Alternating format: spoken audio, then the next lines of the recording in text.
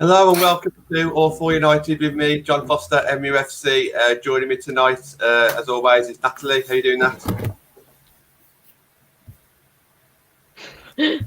That's good.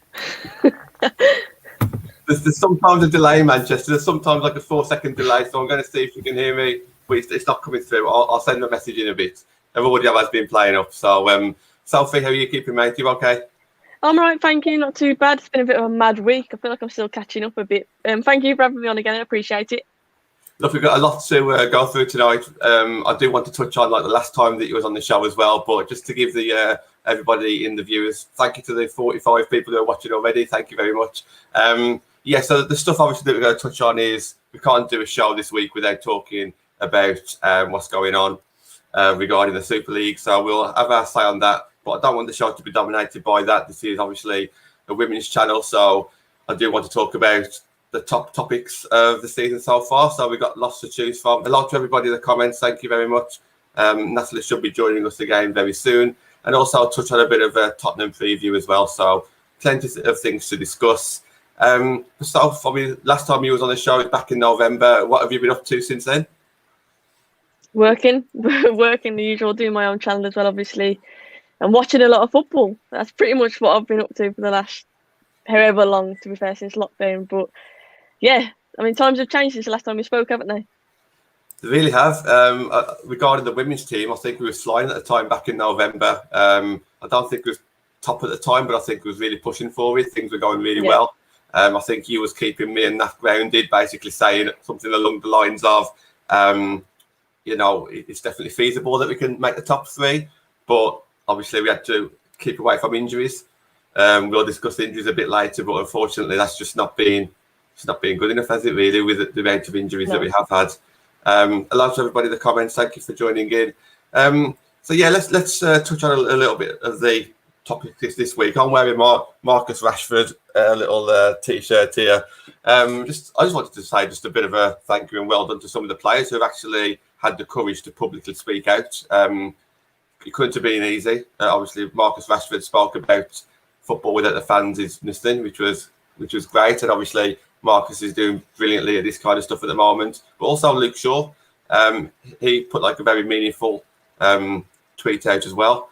If Luke Shaw wasn't player of the season before that, he's definitely a contender now, isn't he? Definitely. What's your emotions been like this week regarding, talk about like up and down and this, that and the other? Yeah, I think it's been a mad week. I remember being on Twitter, was it Tuesday night, when everyone started all of a sudden just backing out when the Chelsea fans were obviously against Brighton and it all kicked off. I think, it was mad. The way that it happened, like I was just mind blown, to be honest with you. Yeah, I am the hairdryer girl. But look, at the end of the day, like we all want what's best for United, and we want obviously football to remain the way it is. Like we all love the game the way that it is, and it's just a shame that, I mean, we've mentioned it for ages, the money in the sport is just ridiculous, but I think this has really highlighted now like the greed with the owners that exists, unfortunately. It was such a massive thing, isn't it? Because at the start I was thinking, no, there's no way that can happen, it's too big. But it looked like for a big chunk of time it actually was happening. It's only because I think some teams did actually probably get a little bit scared of the backlash and started to back out. Once one backs out, they all back out, and then it's like forced to disband. But yeah, I mean, it's such a massive thing. Natalie, can you hear me okay now? Yeah, I can hear you. I don't know if you can hear me. Yeah, we can, Nat. Obviously, I know you've been through a lot this week as well, behind the scenes and publicly as well. We spoke on Monday, but do you want to just touch on a little bit more regarding there's been an update since Monday? Was it Monday? I think it was Monday or Tuesday, so I can't remember. Yeah, I think you just said in terms of what's gone on and sort of how if. Oh, bless her. She's never had this much trouble before. She's sometimes a little bit slow on the audio. Like I think it's just It's not just Natalie's. It's a lot of fans who come on from Manchester. There's always some sort of delay. I'm going to say hello to a few people in the comments who join us a lot. So Vicky, thank you for always joining in. I know you're always on our Twitter lives as well, so thank you. Let me just read out your comment. So important to separate the club from the owners. The player and manager is in the same boat as the fans. The owners have let us all down. I agree with this, Sophie. I don't know what it has to be done to it, because the players and manager have got no say in this whatsoever. They want to play in front of fans. They want to play in England where they can get more fans around them, etc. But yeah, surely the owners took this into consideration first, or maybe they didn't. I think they probably didn't, to be fair. Well, it looks to me. But I completely agree with what Vicky said there. I think I've seen today a bit of stick for Ollie. Because he said Joel loves the club or something like that, didn't he? But at the end of the day, like, I don't blame Ollie, I don't blame the players. And like you said earlier, respect to the players who came out and spoke about it. And not even just United players, I saw like Jordan Henderson stepping up as well. Yeah. Obviously, Harry Maguire, as skipper, stepped up as well. And it just makes you feel proud. Like, at the end of the day, like I say, we all want what's best for United, but we all want what's best for football. And this was just, for me, just a shambolic idea. I don't know how it got as far as it did, to be honest with you. But yeah, I'm just glad that it seems that football has finally won and football fans uniting. I think it was just a beautiful thing to see, especially after like the year and a half we've had and whatever with COVID and being so isolated and a lot of segregation happening. You saw it obviously with some of the headlines that we've seen and stuff like that. I think the fact that all fans from all clubs came together, I just thought it was wonderful to see, and I'm just glad that the right result seems to have come from that. Yeah, I think it scared a lot of people, to be honest. A lot of these the top people, the fact that there was no division for the first time ever for like 2 or 3 days, there was no division whatsoever, and also the pundits as well, the likes of Gary Neville and the players as well. So I think this time, they had to stand up and take note, which was great. So I'm going to move on and talk a little bit about the women's team. When Natalie comes back, I will obviously bring her back in to talk about what she's been up to this week as well. So we'll talk about like the top 5 talking points. If anyone's got any points that they want us to talk about, then we'll jump onto those as well. But I would just like to start off by the beginning, really. All the transfers that we've made back last summer, how well do we think that they've done? So is there anyone who kind of stands out for you first before we start getting into a bit of detail? You know what, Toby and he stood out to me. I'll be honest. Yeah, she really stood out to me, and I think it's a shame. Obviously, you mentioned the injuries earlier, but I mean, she wasn't the only one. But obviously, I think she was a key one for me. Like, I think the impact that she had, she's the one that stood out mostly for me this season. I mean, who would you say? Because for me, like Toby and Heath coming in, a big name like that, we're all excited to see, and I think she did show at times like the class that she's got. Yeah, absolutely. I mean, Tobin has been brilliant. Everyone's talking about her leadership skills, her being a captain. And I was actually thinking about having this show regarding like some sort of like captain show and leadership show, because obviously you being a player, you could kind of give a bit of an insight into leadership. And by all means, touch on that as we speak right now. But everyone's raving about Tobin, not just because of how good she's on the pitch, but also her voice and her experience. Well. You could just see, definitely. And I think we've already mentioned in the past, we've got a squad that's like pretty unexperienced. And I think someone like Tobin coming in, like you say, she offers so much more than just what's on the pitch. I agree with Vicky there as well. Honor has been class. I completely agree with that. But I think like we've still got a very young squad, and I'm sure we'll talk about like the season and give a little round up in a bit and where we're at. But I think injuries, you can't rule out. I mean, Leah obviously getting injured as well, massive injury for us. She was absolutely flying this season, and it's just had a big effect on the young squad that we've got. Yeah, absolutely. Yeah, John on screen. I've just left this comment on. If you do want to learn about the women's team, obviously we have like 4 or 5 live shows a week. So please just come and tune in and just listen to us talk. And then when you kind of recognise a few of the names, start watching them on TV as well. And on the FA Player is completely free. We play on BT Sports. We'll be on Sky TV next season. So just start watching it and get into it. And then obviously start going to a few matches if you can, because once you start getting loyal to these players and learning a bit about them and start watching them often, then there's no reason for you to stop watching them. So just start getting involved. John, thank you. Vicky has mentioned Owen has been class. I think Natalie will jump in shortly and she'll probably say Owen has potentially had I wouldn't say necessarily a better season, but I don't know what the word would be, but definitely a more consistent one, because Tobin hasn't been for the full season, whereas Owen has. Natalie, are you back with us now? Yeah, I hope so. Hope I'm back. And I would say Honor's been a standout for us. Obviously, you know, she come in, she was young, not expecting a lot from her, and she's been absolutely class. But obviously, Tobin, massive loss. Like so said Leah as well, and all these injuries, and that's the difference for me. That's the difference between where we are in January, you know, at the start, and then where we are now. And I just think as well, it's mentality as well. I think once you get in a run of winning, it's easy to do it. But then the minute you get that one loss or the one setback, and then it just spirals. And I mean, hopefully now we've won versus Burnley. Yeah, but it was good. You've got to get girls' games, minutes, goals. Not a shot on target. Everyone got a few minutes, so hopefully onwards and upwards for the weekend. Yeah, absolutely. Nat, we were just basically starting at the start, really, like with the transfers that came in this season, about the 6 who came in, 7 if you want to include Maria, just about like how our sidings have done. Obviously, we mentioned Tobin, we just mentioned Owen there as well. There's a great comment on screen about Russo, how well she started the season, but we just haven't seen her since, have we? Rumours that she's going to return before the end of the season. But Nat, do you want to start the conversation on Russo? Yeah, Russo. I was like, this guy, DJ Low, I was like to say it, DJ L, or, she was flying, and I think she could be up there with like 10 to 12 goals potentially if she didn't pick up that injury. Then, like you said, we were expecting her maybe in January back. And, it's a massive, I expect her maybe back on Sunday, but I don't want to sort of say, yeah, definitely. But, touch wood. Russo's back and LJ's back and Leah's back for a couple of games this season. It's like you say, it's just a shame because she had about 3 or 4 goals, and then she got injured in about October. So you would think the way she was going, you could have been looking, top goal scorer has got 17 now. Why won't she be up there with it? So the chances that we create, the way we play balls into the box. It was made for balls over the top as well. I guess we'll never know what she just hopes for. John Fry in the comments, massive Amy Turner fan. Yeah, she scored on the weekend. Great to see her on the score sheet. I think she might have scored.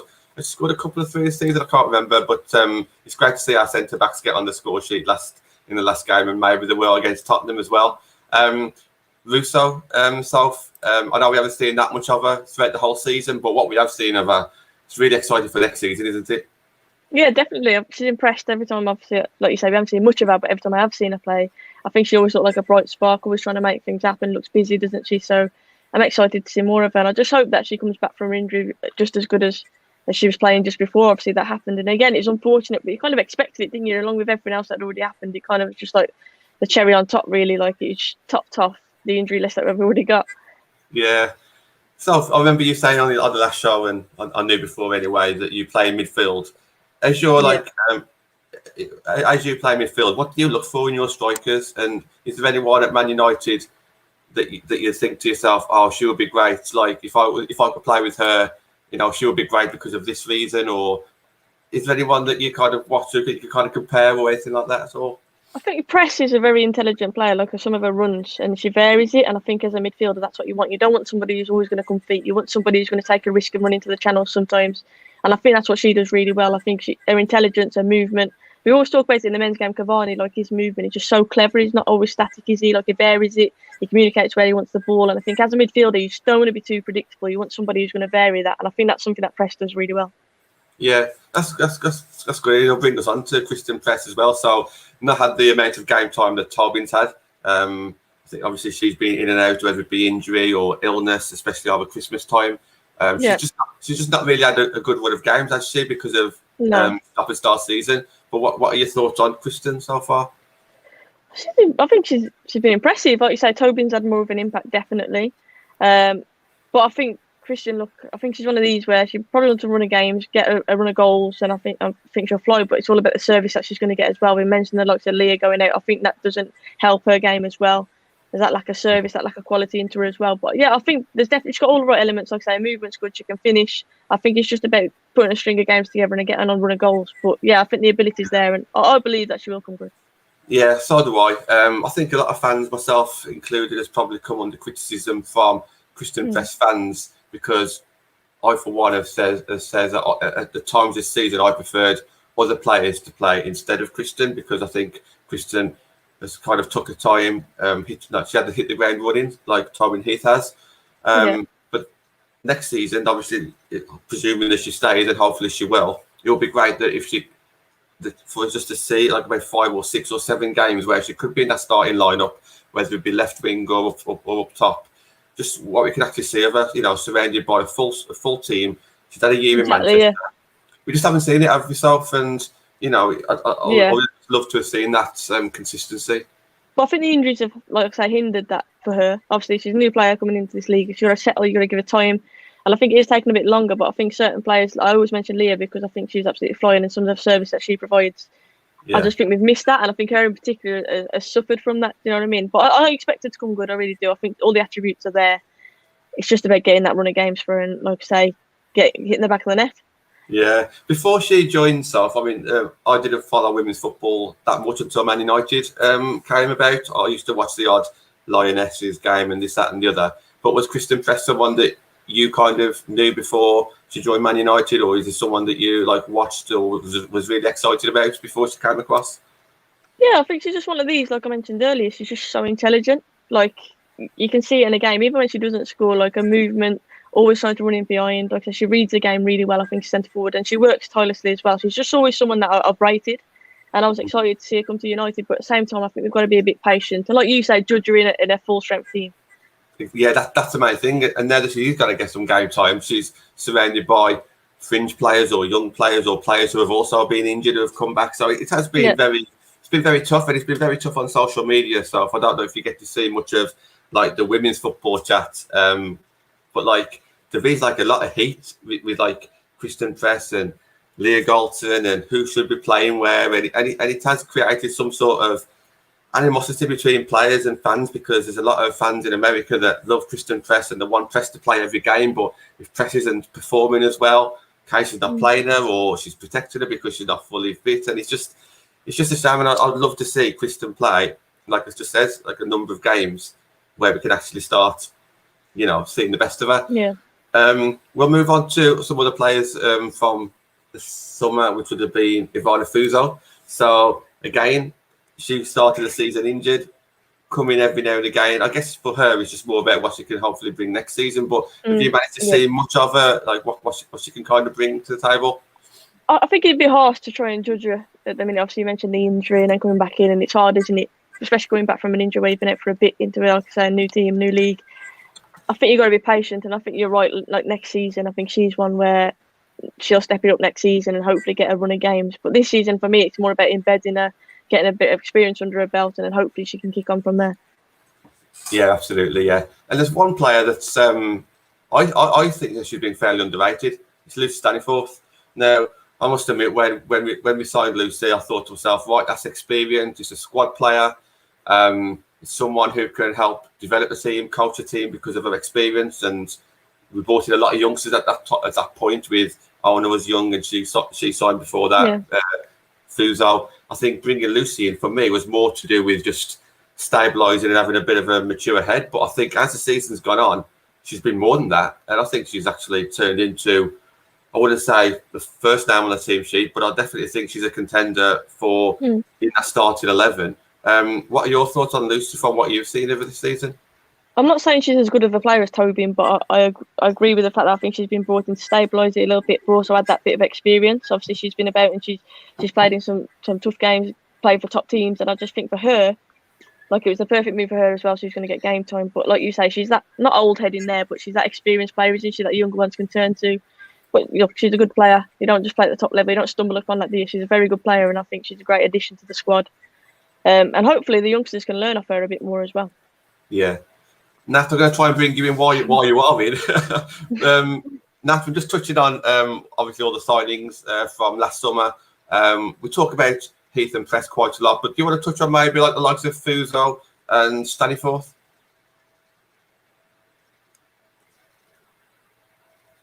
I don't even know if she's froze again. She's muted, isn't she? I think. Let me try and get into the private chat.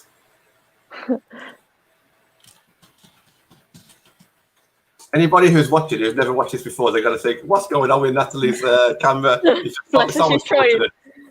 I don't know where she is because it's not usually this bad, so I do apologise everyone at times. She keeps trying to come back and she's messaging me privately. But yeah, so on Lucy's stand, so I originally thought to myself, looking at last season's midfield three, it was Jackie, Hayley Ladd and Katie Zellum. That was a solid three. It's hardly ever budged. United fans were kind of crying out towards the end of the season, look, we want to see changes. If things aren't working with our midfield three, let's try and spice it up a little bit. And this season, Ella Toon's come into it, and she's really deserves her spot. Leading goal scorer as well. I think she scored about 6 or 7 this season.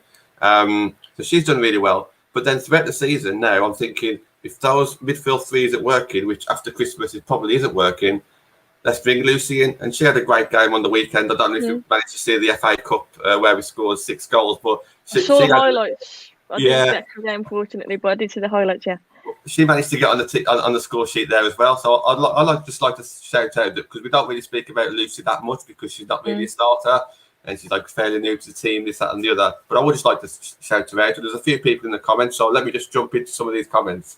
John Fry has obviously said that Lucy needs a run of games to really show what she's all about. Maybe she can get that in this final 3 games, because it looks like the Champions League is out of reach now.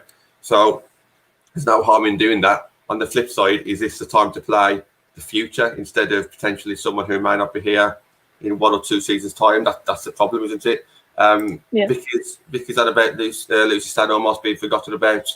Another who will get better next season. One sign that we haven't mentioned. Maria, who joined in January from Chelsea. I think she joined as a centre-back, but she's been playing right back and centre-back, both sides. Did you think that we needed this extra defender, or was you kind of surprised about that? Or, because obviously Abby left on loan. Yeah. I'm guessing we needed somebody else in, did it yourself? Yeah, I agree. And I think she's been a decent signing, to be fair. I was surprised by it. I didn't see it coming. But I think she's a decent signing, I've got to be honest. And one that I fully did not expect. But like you say, with Abby going out, I do think that we needed that extra stability at the back, but also that extra bit of competition as well. Like we all know, we've seen Luke Shaw in the men's game, how good competition is for a player. So I think bringing a player like Maria in, I was all for it. I wasn't expecting it, but I was happy with the signing. Yeah, I wasn't expecting Abby to go either. I don't know if that was more down to Abby not getting regular game time, because it was the 2 Turners that was kind of getting there. So if Abby was to go, we had to bring somebody else in. Speaking about bringing somebody else in, Natalie, shall we try again? Natalie, if you can hear me. Yeah, I think I'm back. I think it works. Yeah, can hear you. Yeah, I've had to step outside onto a busy road. No, listen, I think you were talking about Maria Torres Doherty. Yeah. I expected a bit more from her. She has done well, but she's done all right. I don't know. Maybe it's because she's coming into a team and we've not been on form. That's what I'd say, and it must be difficult. But I do think, like what you said about Abby, just there, caught the end of that. And I do think she's like, Abby's done all right as well, but I think that she's probably a slight improvement. Obviously, that's why Katie brought her in. But I'd still look at us maybe buying a centre back in the summer. I wouldn't just say, just because we've got Maria and 2 Turners, I'd look at improving that position again further, maybe. Yeah. I wouldn't sit here and say Maria's the answer, but I do think she was a useful signing. And like you said, I think coming in to a team that isn't firing on all fronts, I think it is hard, isn't it? But I think she's been all right. I wouldn't say I'm raving about her. She's been amazing, but I think she's been decent. Yeah, and a bit of a utility player where she can go out wide as well, like a right back as opposed to a centre back as well. We're going to move on. So the next topic is basically just like the streak that we had at the start of the season. So WSL games alone, we won 8 and drew 2. The 2 that we drew was the first game of the season against Chelsea, which was a success in my opinion. To draw the first game against Chelsea is a good result. We then get a load of wins. We come up against Man City, drew 2-2, an amazing comeback where Tobin Heath really took the game by the scruff of his neck. So 8 wins out of 10, the other 2 being draws. Was that like kind of a surprise for you there, Soph, how well we actually started the season? It was a surprise, yeah. A pleasant surprise. I was happy to see it, obviously. It's just that everything was going right for us. Like signings coming in, obviously, on the injury front as well. We were just flying. And I think what Nat said earlier was a big thing, the mentality. When you're winning, everything's looking obviously all sunny and bright, like it's going well for you. When you get that downturn, whether it's a draw, the setback that you get, whether it's a bad injury to a player, like you say, you bounce back from that. And I do think, like we've already mentioned, we've got a fairly young, inexperienced squad. And I think that mentality did show when things start started to turn and didn't fully go our way, I think we struggled to bounce back from that.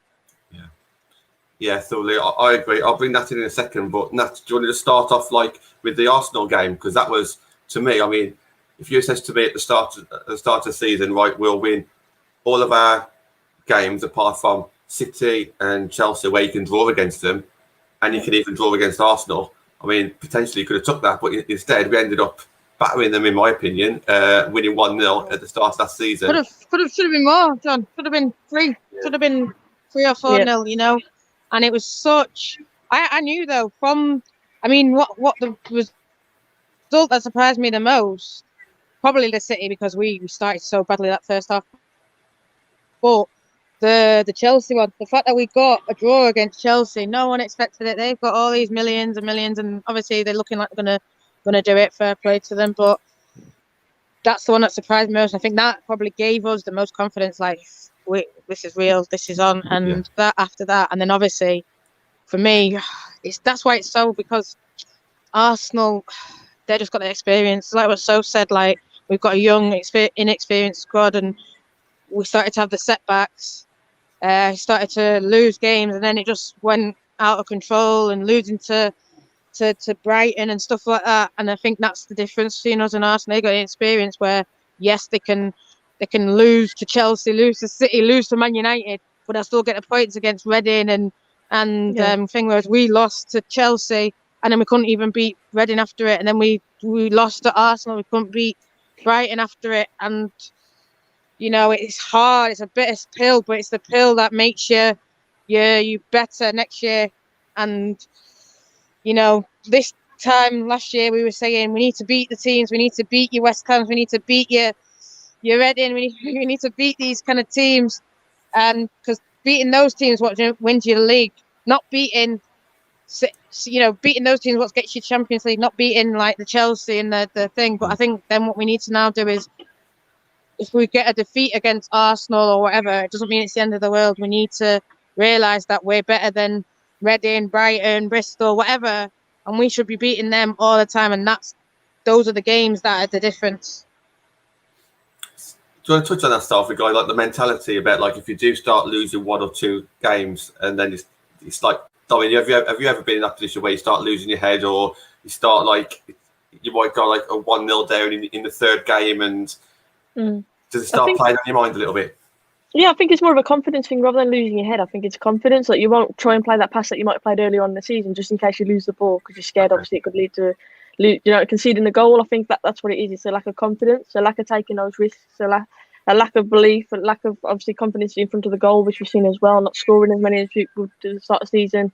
I think, like I say, confidence is the main thing that's affected. And I think having a young and inexperienced squad, I think that's what happened. Like I say, certain heads would have dropped. And you wouldn't play the risky pass that you would have played earlier on in the season. You wouldn't play the ball as quickly as you have done. You'd pass more sideways than safe. Do you know what I mean? And I think that's what we've seen with the ladies' team. I think we've played it a bit safe because we've been a bit afraid to risk going to win it and then losing it because we've seen it happen already. Yeah, you want to jump on that as well, because I kind of agree with that, because that's something that I've really thought about. But we have played a lot of like sideways passings, and I didn't realise that might be a confidence thing. I thought it might have been the fact that we haven't got the likes of Leah Galton or Toby Heath to hit those long balls to run over. I mean, I think it is to do one. So I was going to say that would also contribute as well. Obviously, not having the personnel to play a certain way, I get that. But for me as a player personally, like when I don't know, if you're under the cosh or you've made a mistake earlier in the game, you play that safe pass because you don't want to risk it because you know the backlash that you'll get from that. I 100% agree. I think the one player is that we're seeing a bit like that, like Tooney. Like I love her. I think she's great, but it's when she's on fire, when she's confident, and when she wants to play it. Because then I think it probably does play in a lot of their minds. Well, shit, I don't want to play that ball because then they'll get it, and if they score and all this. But I think we saw a bit in the game versus. I mean, maybe you do need games like Burnley just to, but because I think a lot of us wanted to see the kids straight away. But I think, you know, Anna, Tooney, I think they all needed a game like Hansen. They all needed a game like Burnley so they could play the style, so they could go out and enjoy it. And I agree, it's the confidence. And I don't know who, not is to blame, but who can fix it or who can. Because I think when we saw versus City, Tobin was the one who said, boom, I'm going to get this, and no matter what, I'm going to win it for this team. And, you know, it's sort of like a Bruno thing, and that's what he does. And, you know, when we're not looking good, who's going to step up and score? Bruno. When we weren't looking good, who's going to step in and save it? Yeah. You know, sort of like the players like the Tobin, the Leah.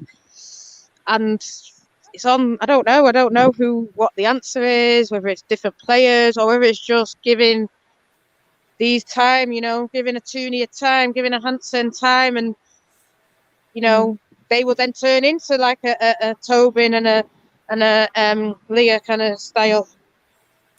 I think for me, I think we did kind of do something that would have worked, because there was an international break, and then when we needed it, so that kind of gave the players a bit of time away. We had a couple of week break. I think it was before the Aston Villa game, I think. But then we came back and won that game. So I think having like an international break, it just gives you a bit of chance to kind of like clear your head a little bit. And then there was another opportunity where we played at Old Trafford, which is obviously a morale boost there, doing something different. So you would have thought these kind of small things, I suppose, in comparison, but these things were something to kind of break it up a little bit. But unfortunately, it just doesn't seem to be the case, does it? But who knows? Hopefully, with that win against Burnley with the FA Cup, 3 more WSL games to go. Maybe if we win all 3, then everything will be all over with, and let's see how we get on with the FA Cup towards the end of the season and the start of next season. There's people in the comments talking about the derby, so that is actually my next highlight. The 3 derby games, 1-1, drew 1, lost 1. The one that we lost was obviously really disappointing. That was 3-0, wasn't it? The derby draw, I think, was the best game, 2-2. But let's start off with the win. It was in the cup, and it was a penalty shootout. I mean, there's some good memories there. That's obviously where we was flying. So I don't know if you can cast your mind back that far, but it's always great to win a derby. To win it on a penalty shootout with Alex Greenwood missing a goal, missing a shot. I mean, that's when things was going quite well for us, wasn't it? Yeah, it's like I mentioned earlier, everything seemed to just be perfect. I mean, even the fact that Greenwood was the one who missed, obviously, just everything just tied in perfectly, didn't it? But look, to win the derby, like you mentioned, that would have given us great confidence at the start of the season when everything was going well as well. That was just playing into it. And seeing, obviously, we've seen in the past, I was constantly compared to City, like that's the benchmark. We're trying to get to that level, people do often say. So I'll be able to start the season like that and have a win like that. I just think it was great for the squad and for the youngsters involved in that as well. The likes of Tobin Heath coming over as well and seeing United competing with City, I think that's a great asset for what we're doing at United as well. And that's why I say, like, I was saying that top 3 is realistic for us if we keep the players fit. I think they're just highlighting the fact that we still haven't got the squad that's quite good enough to compete yet, and that touched on it earlier as well. But for me, like, we're not far off. I genuinely don't believe that. I think we've got the individuals there. I think it's more about like that mentality that we've mentioned and bringing in obviously the extras that we haven't got a full strength squad yet. We need players where, for example, if Leah Galton's injured, we've got someone else who can step up to the plate and have just as much impact. And we haven't got that at the minute in the squad. But for the derbies, like I say, to compete and to be able to beat City, like what a feeling, what a start to the season. Yeah, it was definitely. And that was going to be my next question for yourself about how far off are we? And you've kind of just answered it. And we had an American guest on a couple of weeks ago called Marty. And I think she kind of put it quite good. You know, our starting 11, when all fit, is just as good as anybody's in the league. And I'll back that up. But what she was saying is the likes of City and Chelsea have got 2 starting 11s, whereas we've got like a starting 11 and a half. Exactly, And I think that's kind of what you were just saying. Natalie, what are your thoughts on the derbies this season? Yeah, I think they've been better than last year. You know, I think last year we did get a win again in the cup. We got a loss at the start, and obviously I don't think we played the FA Cup one that Soph came with Meg. Yeah. That was just I don't even want to talk about that. That just makes me angry still. But you know, I think they've been better. The one in the league towards this end, it was bad. It was very bad. But like I said, we didn't have the Tobin. We didn't have Leah got injured halfway through. And like what you said about the Marty said about 2 starting 11s, I just think we're very, very, very close. I think this season has shown us how close we are. For me, I think, you know, City started off.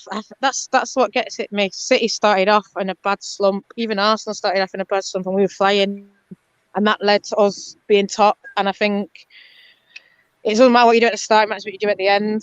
And unfortunately, our bad form has been at the end. But then for me, that shows that it doesn't matter. Doesn't matter at what point you drop points in a way. You just got to be ready to see it out for the final stretch.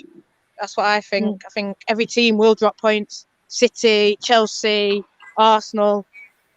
It's just you've got to be on it in these last 10, 15 games. You've got to be the ones who are picking up on your high point then, coming into the top form then. But in terms of the derbies, that second the 2-2, that was like a win really for me.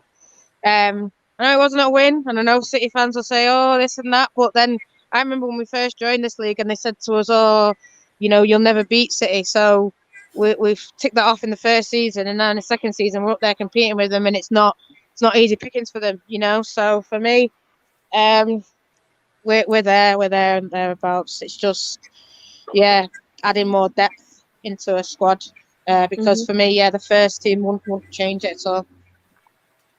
Nat, I don't know if you'd agree with this comment, but for me, the 3 games against City kind of typifies our whole season. So obviously, we won one game at the start where we was flying, and then the second game where we drew, I can't remember if we drew first or won first. It was all in the same week, wasn't it? But the game that we drew showed how good Tobin was and how much we needed Tobin and what he brought to the team with a comeback. And was that person who was saying it to them on the pitch? Keep going, keep driving, keep pushing. Still confident, and then bang, she took that shot, and for me, that's goal of the season. Boom. Not, to score that goal then 2-0 down in a derby, and just the way she celebrated it and all that, and it spurred us on, and really could have got a third, but it is what it is. So that for me, goal of the season, hands down, easily. I think a lot of people would agree with you. Is there any standout goals for you throughout the season? That's the main one for me, because one, it was Tobin, and everyone was obviously so buzzing at the fact that Tobin just pulled out of the bag. The fact it was in a derby as well. But I agree with Nat. I think in that game, it felt a bit stale at certain points where you're thinking, oh, that's it. Like City are just gonna cruise through this now, and then Tobin, bang, just comes out with that. Like it just lifted everybody. So that's a standout one for me, definitely. But there's been a few good ones, to be fair. But that one, because of the moment as well, the fact it was in a derby, the fact it was Tobin, it's just a standout one. Yeah. Me, I just throw in Toonies against Arsenal. I think we just took a goal, punching tackle, give it to Jess. Jess outpaces the defender, finds Tooney, and Tooney gets a win against Arsenal. So I'll throw that one in there as well. And absolutely. So obviously the derbies happened, and then injuries kind of happened as well. And that's for me the highlight, or a low light, I guess, if that's even the word, would be the amount of injuries that we've got. So that's obviously a massive talking point that we've had this season.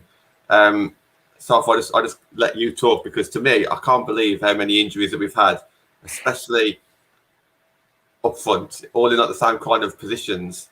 It's just almost unheard of, isn't it? It really has just killed us.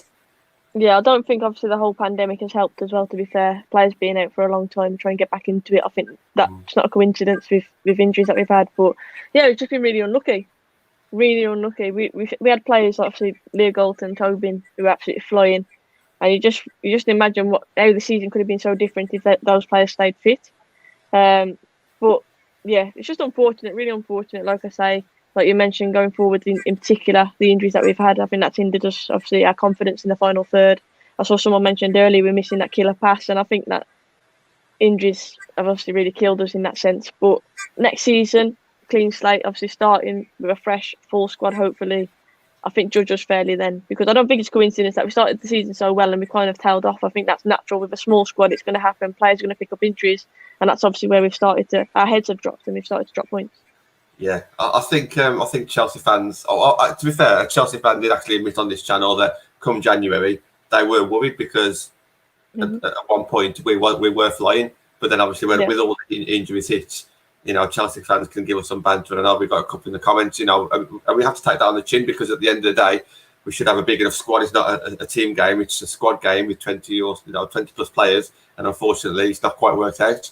But Nat, what are your thoughts on how the season just suddenly changed because of all these injuries? It's just all like I'll just go back to what I said. It's unheard of, the amount of injuries that we've had, and obviously not just during the games. I want to bet in training as well. Yeah, I don't know what's going on. And like you say, it's strange how they're all in training and they're all to the same players. So it's like, I don't know if it's sort of like, are they pushing them too hard in training? I know, like, sort of when you hear Roy Keane, he used to say the hardest match is training match. And that's the kind of mentality, that's the kind of idea I think Casey has. She wants to sort of work them very hard. But then I don't know if COVID and, it's probably tough getting back and all this kind of thing. No fans, family can't be there, you can't see people. I don't know if this is all sort of having an impact. And then we all know that they've moved recently to Carrington, which is an absolute, godsend. But was there a bit about that, being at LSV with the winter, the pitches were frozen, so we were going to Carrington, then we were going back to LSV, and COVID bubbles as well, probably didn't help. But she did come out and say about starting training earlier, for the new players and the injured players, so they can get up to speed, and then sort of everyone else comes back. So it's not like they're just sort of sitting on their hands thinking this and that. They are working. They've done a internal review about all their injuries that they have got, because it's something that's never happened to our team. I know the team's only young, but we didn't have it in the championship season. We didn't have it last season, so why we have it this season? Like I said, COVID probably didn't help. There's going to be more access. Everything will be easier next year, hopefully, when touch wood, it's less of this kind of bubble and all this stuff. So it's just about them acting out this plan and then just hoping that it works, and deeper squad, more players, and everyone's used to the way that we play earlier. Hopefully that helps with these injuries. Yeah, I agree, and I agree completely. Yeah. So yeah, just to recap then. So we spoke a bit about the transfer, spoke about the winning streak that we had at the start of the season. We spoke about the derby games. We spoke about the injuries. Just one more thing I'd like to touch on is the talk in the fan base regarding our league position. Is it an improvement? Because obviously we finished 4th last season. It looks like we're going to finish 4th this season. I think the one thing that Casey's got going forward this season is that we've massively closed the gap on points. So I think it was 13 points last season from top 3.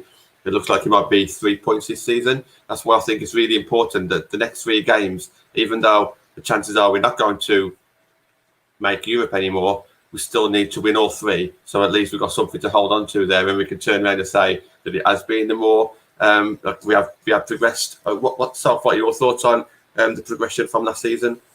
First, I'll say that if the injuries didn't happen, I think we'd have finished higher this season.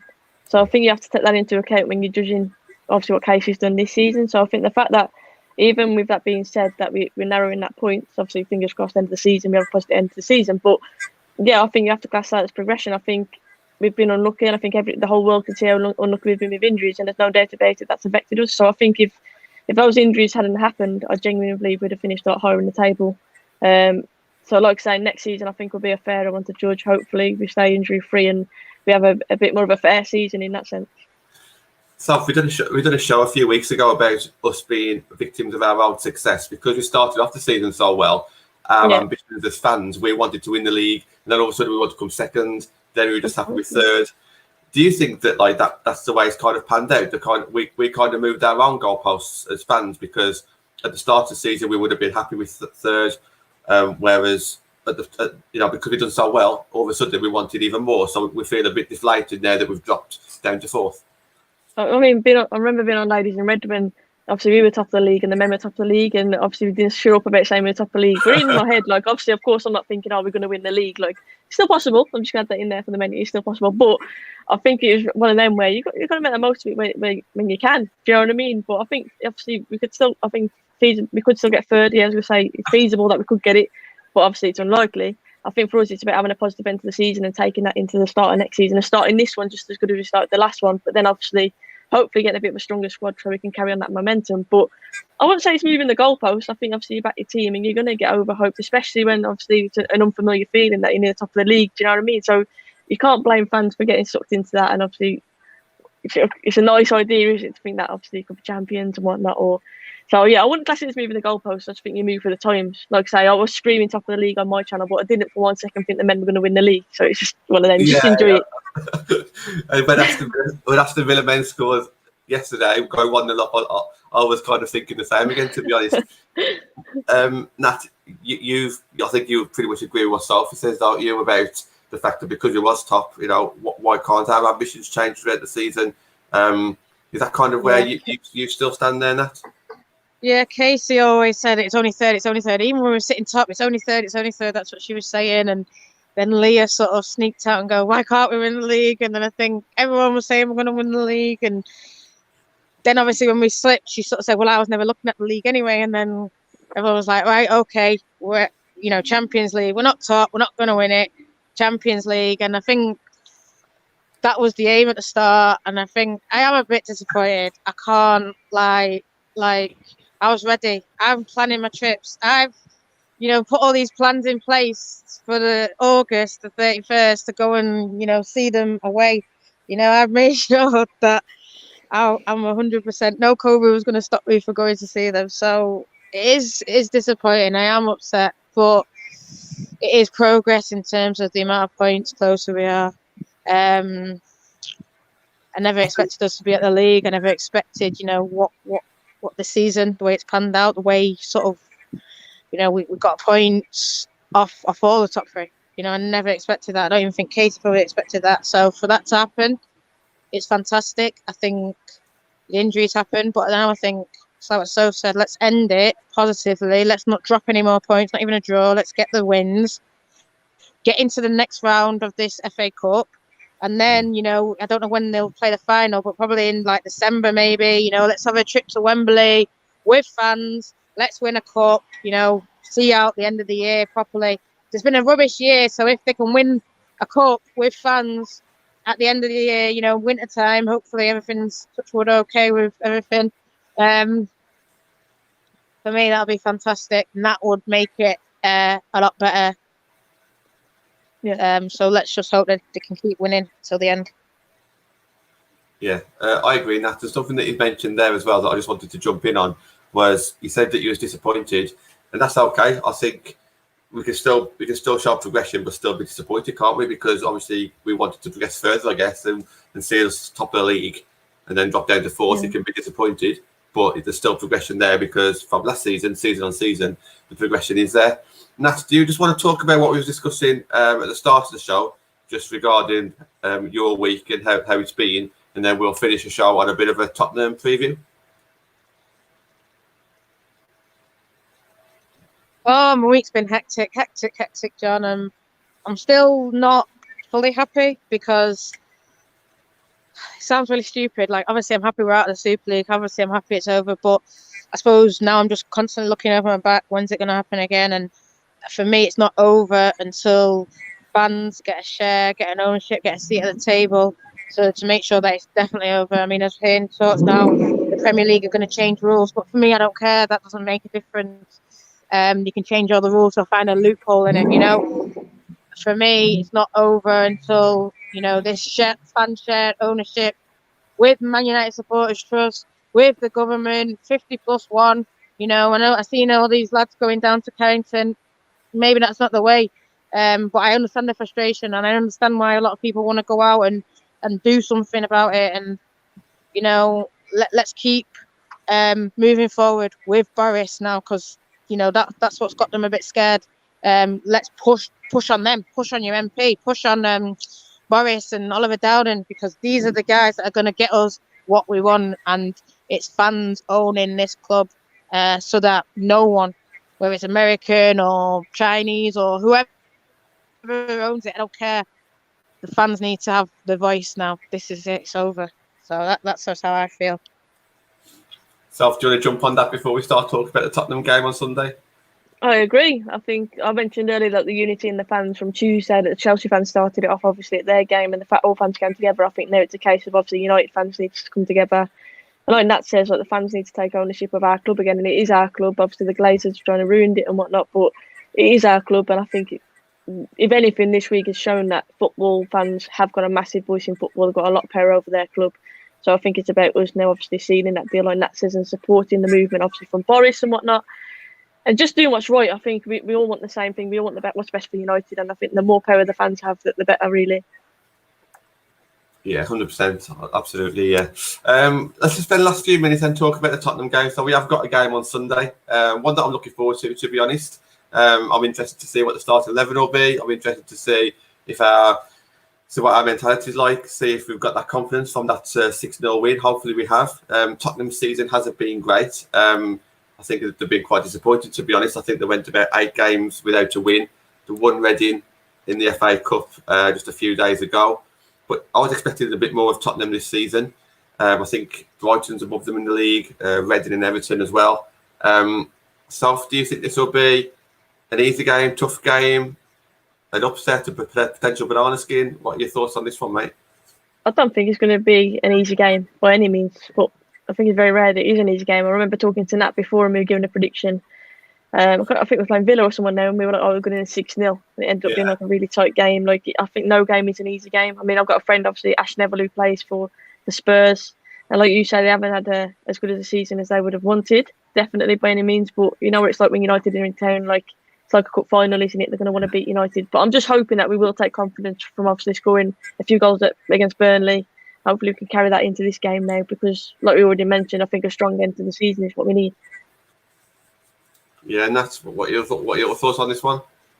Yeah, I think like so. If it's not easy, like you said, John, they beat Reading in a last-minute extra time winner. You know, so they'll have a lot of confidence as well.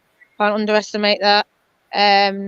They've got good players. Alana Kennedy. I don't know if Abby Matt's going to play. I don't know, but you know, Rory Mickelson, our old goalkeeper. So there's good players in there, and I think if we take them for granted and think, oh, we're going to go out there and 3 points, that's when they'll win. So I think we know we can beat them. It's about, taking that confidence, taking those good performances from Burnley. Yeah, step it up. But if you take that confidence, try those passes, take the shots on like they were doing, then, you know, why not? You know, I know you'll probably go on to score prediction, so I'll let you go on to it in a bit, Josh. Well, yeah, I mean, I just wanted to touch on just like that whole Tottenham thing. I mean, we won them 1-0 last time, but that's when we was obviously on a roll. You know, but that, like Sophie says, when Man United are in town, they'll come for us, won't they? And I don't think that they'll be as scared of us as they were maybe at the start of the season. Looking at our starting 11, no matter who plays, we weren't as strong as back then, I guess, which is a bit of a shame. John Fry started off the predictions with 3-1. I know there's a lot of predictions these days. We do concede at least 1 goal, and I can kind of see why, because obviously we're not as tight as we was at the start of the season. I'm going to go for 2-1 then if John's saying 3-1. Soph, do you want to jump in on that prediction? I like to be different normally, but I'm going to go with what John said. I'm going to go with a 3-1. I'm hoping that we find a bit of goal scoring form following that Burnley game. But I agree, I think we will concede as well. So a 3-1, I'm going to agree with that one. I keep on saying that I want to see Christian Press get like a brace or something and really show what she's made of before the end of the season. And I've been saying that for the last couple of games. I thought the FA Cup game against Burnley, I thought that was going to be her chance to maybe get a couple. It didn't quite work out, even though she did play well when she came on in the second half. But it's got to be hopefully Press will start this game. I'd love to see that. Natalie, your thoughts on maybe the starting lineup and the score prediction? Yeah, I think Press will probably start on the left, Hansen on the right. I'd love to see Russo start, but I'd love to see her on the bench, and even if he comes on for like 10, 20 minutes. And I think score prediction 2-0. I'm going to go Press and Jackie goals. Oh, wow, Jackie. Happy. Yeah. That'd be nice. Yeah, that would absolutely be lovely, wouldn't it? Yeah. We're coming towards the end of the show, so thank you to everybody in the comments, and please put a thumbs up on the video. It really helps the channel. Speaking about the channel, so we have been mentioning it for the last few weeks. We are actually getting our own separate channel now, which basically means that we're not limited to the amount of shows that we're putting up. So if we want to put 4, 5, 6 shows up a week, instead of us doing Twitter Live, we can now actually go onto YouTube and record them on there. So starting from next week, we'll promote it, and so you can get the link and everything. And move across to our own channel. Once a week, we will still be on the main channel. So me and Nat with somebody on a Thursday or Friday night will still be on the main account. But we are actually setting up our own WFC account as well, which is something I'm looking forward to because it shows that the demand is there as well to be able to produce these amount of videos. So that's really great stuff to see and be a part of. Plan for this week, so it's Thursday today, isn't it? So Saturday we've got the Ben and Matt show live on our Twitter account, which is always fun hearing them pair talk. And I can say that because they banter me, so I'll banter them back. And then we've got something different on Sunday and Monday. I'm not going to say just what just yet, but it's a first for us. But the fact that there's a game on is going to be exciting for us. Natalie, anything from yourself before we go? No, just sorry about the start, guys. But I've got it working in the end. So thanks to So for coming on, and obviously you two just holding it at the start for me. And yeah, see you guys soon. Thank you, Nat. So if anyone wants to check your YouTube channel out and your Twitter, where can people find you? Thank you for having me on. Absolute pleasure. Always enjoy talking. It's nice to talk about the women's game as well, more than the men's game at times. But yeah, I really do appreciate it. And yeah, my channel's Hairdryer Treatment on YouTube, and me on Twitter, I'm SophRicho, and on Insta, it's SophRicho with a kiss on the end of it as well. Thank you again for coming on, Soph. I know how busy you are, so you know it's great you actually chose to come on and help us out, as well as obviously talk about the team as well. So thank you very much. Thank you to everybody in the comments. And we shall see you on Saturday night on Twitter Live. Thank you, guys.